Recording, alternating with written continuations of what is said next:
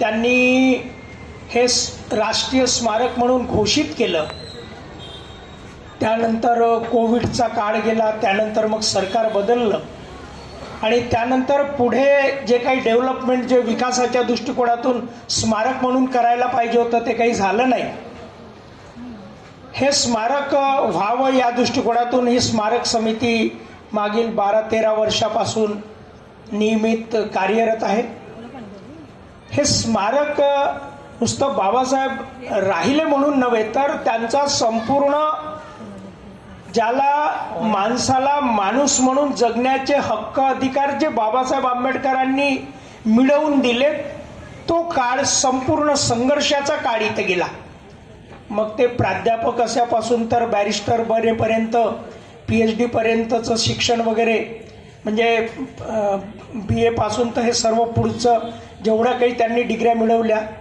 त्यानंतर मग तो काळाराम मंदिराचा सत्याग्रह असो, आपल्या तो इथला काळाराम मंदिराचा सत्याग्रह आणि तो दुसरा कुठला महाडचा चौदार तळ्याचा सत्याग्रह असो, चौदार तळ्याचा सत्याग्रह, मनुस्मृती दहनाचा सत्याग्रह असो, हा सर्व प्रवास, मग त्यानंतरचा राऊंड टेबल कॉन्फरन्स असो की ते सायमन कमिशनच्या व्हिजिट असो, ह्या सर्व मोठमोठ्या ज्या घडामोडी आहेत म्हणजे राऊंड टेबल कॉन्फरन्समध्ये तर सेकंड इंडिया ॲक्ट ज्याला दुसरा भारतीय संविधान म्हणतो 1935ला जे सेकंड इंडिया ॲक्ट बनलं ज्याची मोठ्या प्रमाणाची प्रतिरूपी 50च्या भारतीय संविधानात दिसतं.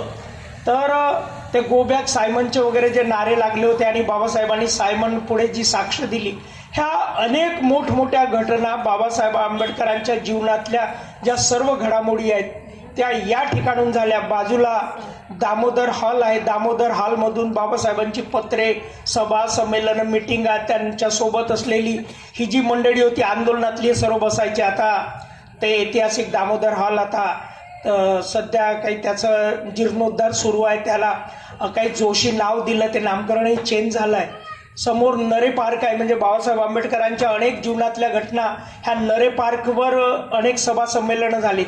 हा सर्व पुन्हा आपण रमाईच्या बाबत, आता इथं महिलाही आहेत, रमाईच्या जीवनातल्या खूप घडामोडी आपण सांगतो. मग ते गोवऱ्या वेचण्यापासून तर अनेक सांगतो ना आपण की बाबासाहेब विदेशात शिकत असताना त्यांना आपलं कुटुंब चालवायला काय काय करावं लागलं, किती मेहनत करावं लागली. हा सर्व संघर्षाचा काळ इथे होता. त्यानंतरचं राजगृह सर्वांना माहिती आहे, राजगृहात 34ला गेले आणि 35ला रमाईचं निधन झालं. परंतु 34 पर्यंत या ठिकाणी जे 22 वर्ष म्हणजे संपूर्ण त्यांच्या हयातीतला म्हणजे मेन जो काही आंदोलनात्मक किंवा जो डेव्हलपमेंट विकासाचा जो काळ होता तो इथं गेला. आणि म्हणून या ठिकाणाला एक वेगळं आगळं महत्त्व आहे. या ठिकाणाला राष्ट्रीय स्मारक घोषित शासनाने केलं आहे. परंतु त्या शासनाने घोषित केलं, आता हे शासन नवीन आलं. आता नवीन शासन फुले शाहू आंबेडकरांचा, बहुजन समाजाचा, म्हणजे जेव्हा ओबीसींची गणना करायला मागे पुढे पाहते, जिथे जनावरांची गणना करतात हे लोक, शासनातले लोक, ओबीसींची अजूनही गणना करत नाही, जात गणना करत नाही, त्यांचं आता सरकार आहे. आणि महापुरुषांच्या तर विरोधात वागणार आहे, कारण त्यांना तर मनुस्मृतीचं राज्य पाहिजे. आम्हाला जे माणूस म्हणून जो जगण्याचा अधिकार ज्या संविधानानं दिला ते संविधान नाकारणारी मंडळी आहे. परंतु आपण मानवतावादी लोक आहोत. आपण तथागताला मानतो, बाबासाहेब आंबेडकरांना मानतो, फुलेला, शाहूला मानतो, शिवाजींना मानतो. तर ही सर्व समतावादी मंडळी होती, ही सर्व मानवतावादी मंडळी होती. म्हणून आपण अपेक्षा करूया की हेही काहीतरी चांगलं करतील. आणि म्हणून मग यांच्याकडूनही आपण अपेक्षा करू, जी काही आपली नियोजन असेल स्मारक समितीच्या माध्यमातून याला राष्ट्रीय स्मारक घोषित करण्यासाठी शासनाने ठरवलं. काल परवाची तुम्हाला माहिती असेल सुप्रीम कोर्टात आता किती वर्ष झाले, आता म्हणजे स्वातंत्र्य मिळून सुवर्ण महोत्सवी वर्ष आहे, म्हणजे 75वा अमृत महोत्सवी वर्ष सुरू आहे. भारताचं संविधान ज्या सुप्रीम कोर्टात लागते, सुप्रीम कोर्ट हे भारताचं संविधानावरचं ॲमेंडमेंट म्हणजे कसं चालायचं त्याची व्याख्या करते. त्या सुप्रीम कोर्टात आजपर्यंत बाबासाहेबांचा पुतळा नव्हता. काल परवा सुप्रीम कोर्टाचे सरन्यायाधीश बोलले आणि दुसऱ्या दिवशी म्हणजे एक बघा की सरकारमध्ये किती ताकद असते. पहिल्या दिवशी सुप्रीम कोर्टाचे सरन्यायाधीश बोलतात की बाबासाहेबांचा पुतळा लावायचा आणि दुसऱ्या दिवशी राष्ट्रपती महोदयाच्या हस्ते त्याचं उद्घाटनही होते. जर शासनाने ठरवलं तर एका दिवसात खूप काही करता येते.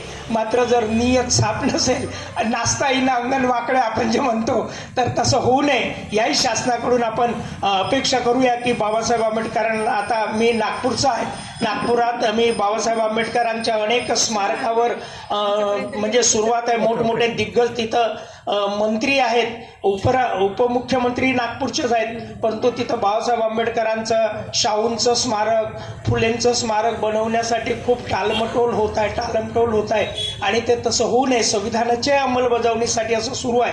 आणि म्हणून मी या प्रसंगी, या निमित्तानं मला जे इथे बोलायला संधी दिली, मी आपल्या सर्वांचे अभिनंदन, धन्यवाद देतो की आपण हा लढा, म्हणजे मागे शंकररावजी लोखंडे साहेब नागपुरात आले, त्यांच्या अनेक ठिकाणी आम्ही मीटिंग्स लावल्या आणि अनेकांना सांगितलं की हे इतकं महत्त्वाचं ठिकाण या ठिकाणी आहे. राजगृह तर बाबासाहेबांनी बांधलं आणि लगेच रमाईचा मृत्यू झाला. आणि पुस्तकांसाठी बांधलेलं राजगृह आज त्याची कायदेशीर भाषेत काय हालत आहे तुम्हाला माहीत असेल. बुद्धभूषण प्रेसचीही तीच हालत आहे. कायद्याच्या कचाट्यात हे सर्व सापडलेले आहेत. आपण त्या फुले शाहू आंबेडकरांची लेकरं आहोत, बाबासाहेबांची लेकरं आहोत. उद्या परवाला चैत्यभूमीवर आणि शिवाजी पार्कवर मोठमोठ्या सभा संमेलन होतात. लाखो लोक देशभरातून येतात. ते बाबासाहेब आंबेडकरांना नतमस्तक होतील, शासनाच्या वतीने होतील. तर आजचा आपला 1-2 दिवसापूर्वीचा संदेश आपण त्यांच्यापर्यंत, सर इथं वृत्तपत्राचे दैनिकचे संपादक महोदय आहेत, त्यांच्या माध्यमातूनही ही गोष्ट गेली पाहिजे की हे जे काही स्मारक आहेत ते स्मारक त्या कारण सरकार हा व्यक्ती नसतो. ठाकरे हे व्यक्ती नाहीत, तर मुख्यमंत्री म्हणून त्यांनी घोषणा केली. ती शासनाची घोषणा होती आणि शासकीय सर्व मंत्रिमंडळ त्यांच्या सोबत होतं. म्हणून शासनाची घोषणा शासनानेच अंमलात आणावी एवढं या प्रसंगी बोलतो आणि मी माझं वक्तव्य थांबवतो. हा एक तो मुद्दा म्हणजे शाहू महाराजांचा फार महत्त्वाचा आहे. कारण कांशीरामजी एक वाक्य बोलायचे, कही हम भूल न जाए. कारण आम्ही महापुरुषाला विसरत चाललो. आता हे ठिकाण 2 महापुरुषांच्या भेटीचं केंद्र आहे.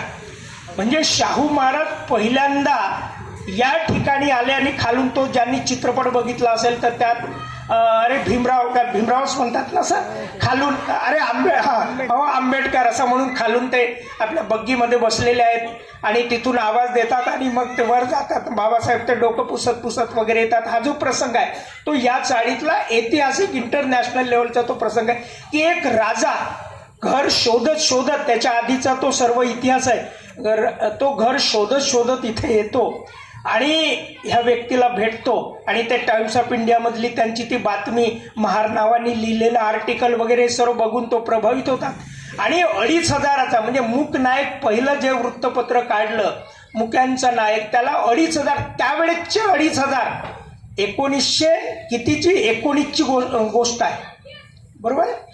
1919ला ते जर 2,500 रुपयाचा चेक देतात, आता कदाचित ते करोडोमध्ये होईल.